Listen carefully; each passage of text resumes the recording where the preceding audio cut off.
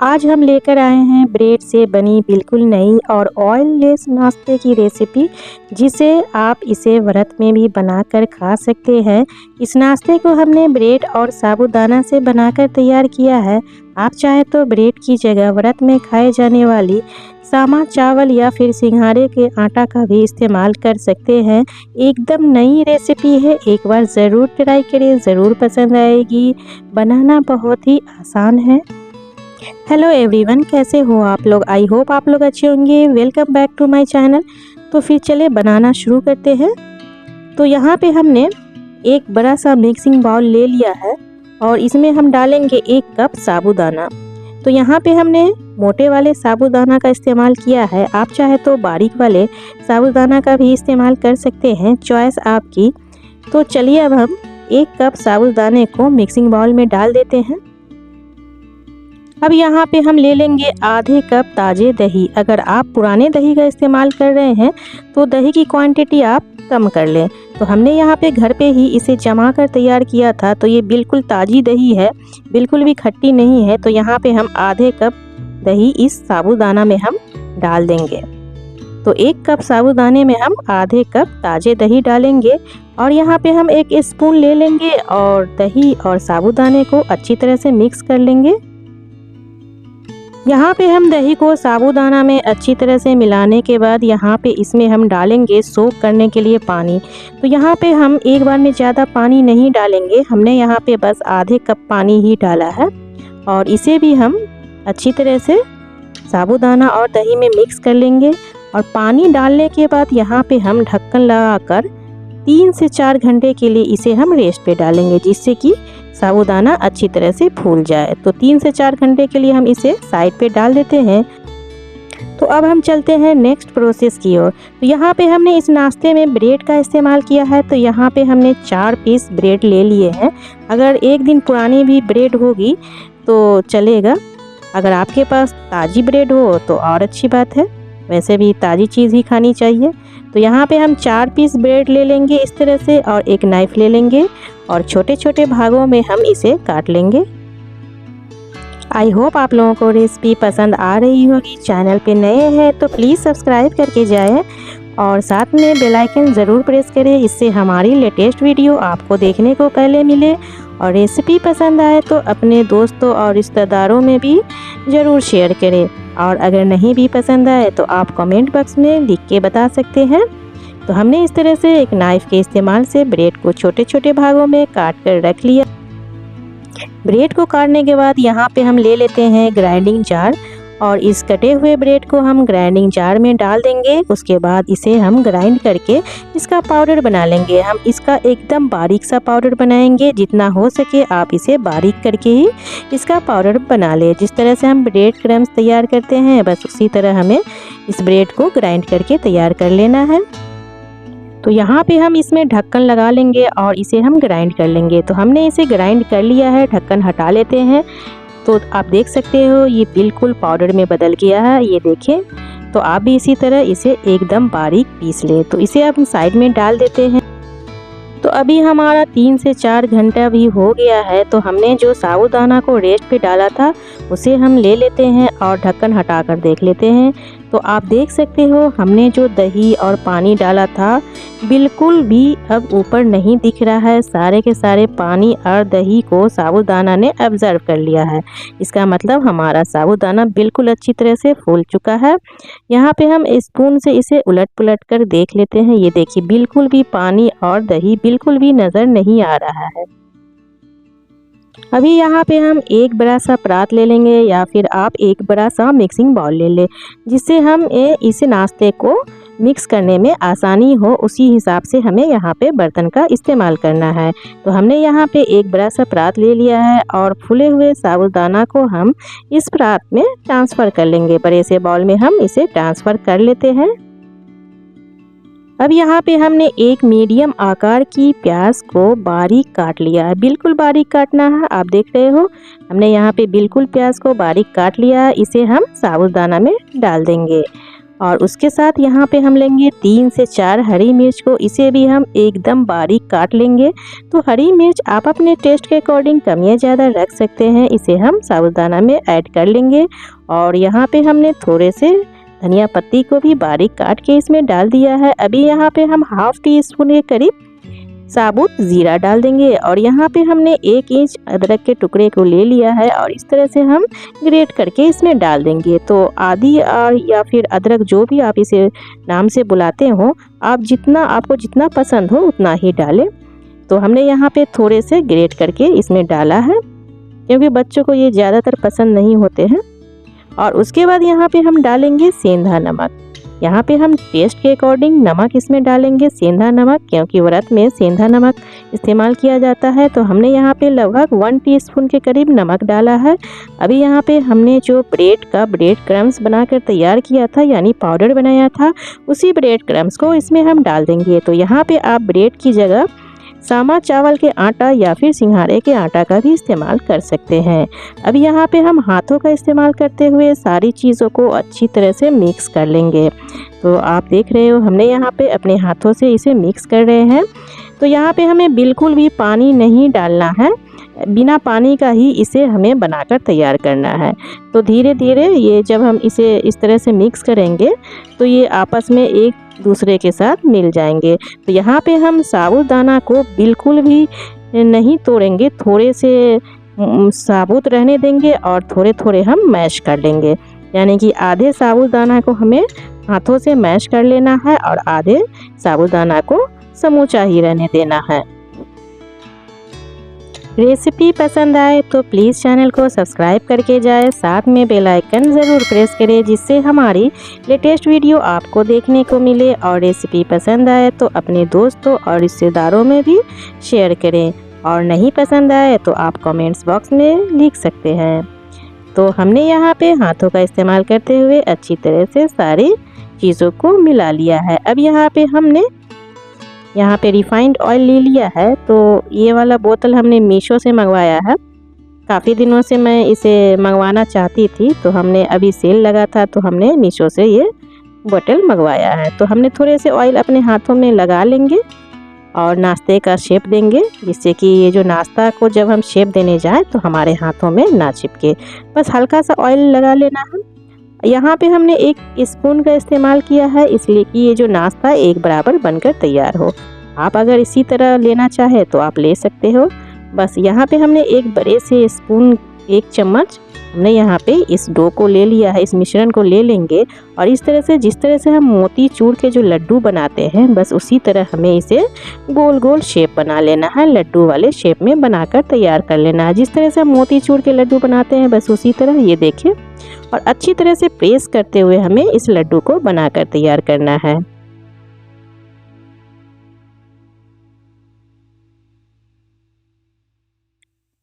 तो हमने इस तरह से अच्छी तरह से प्रेस करते हुए लड्डू शेप में बना लिया है।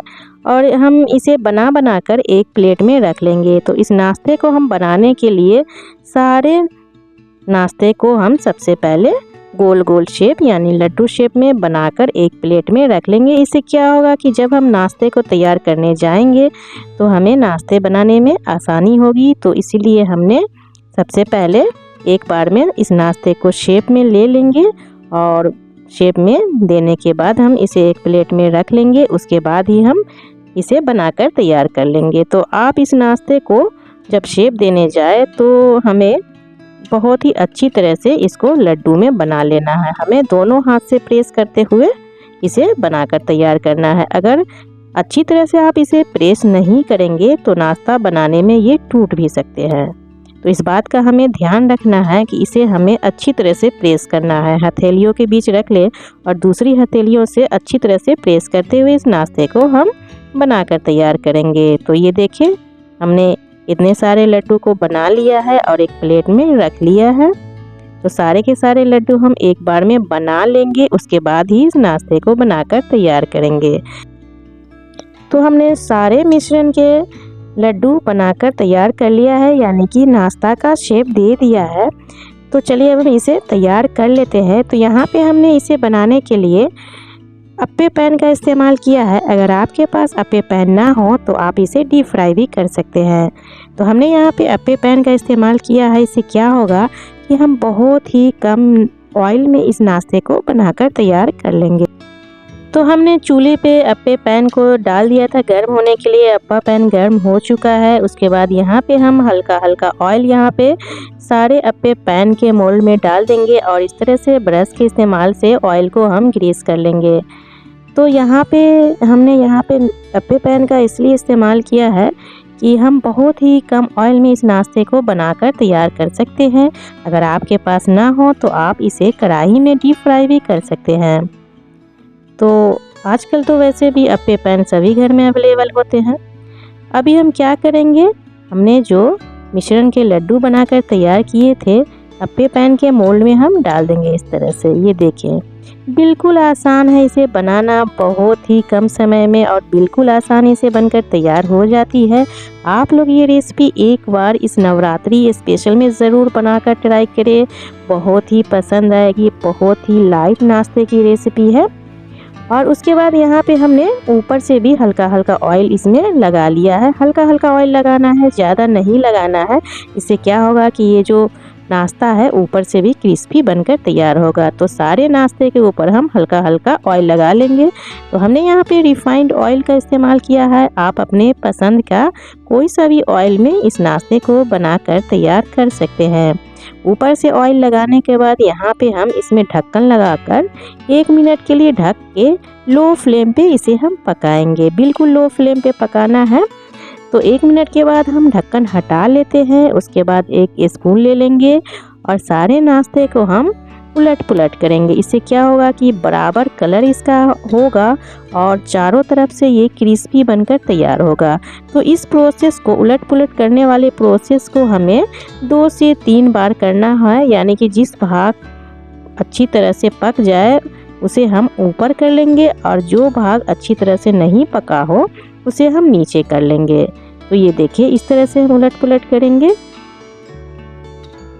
और पलटने के बाद हम वापस से इसमें ढक्कन लगाकर लो फ्लेम पे 1 मिनट के लिए पकाएंगे। 1 मिनट के बाद हम फिर से ढक्कन हटाएंगे और देखेंगे कि जो पार्ट पककर नहीं तैयार हुआ है उसे हम घुमा घुमा कर पका लेंगे। तो ये देखिए, लगभग हमारा नाश्ता बनकर तैयार होने ही वाला है।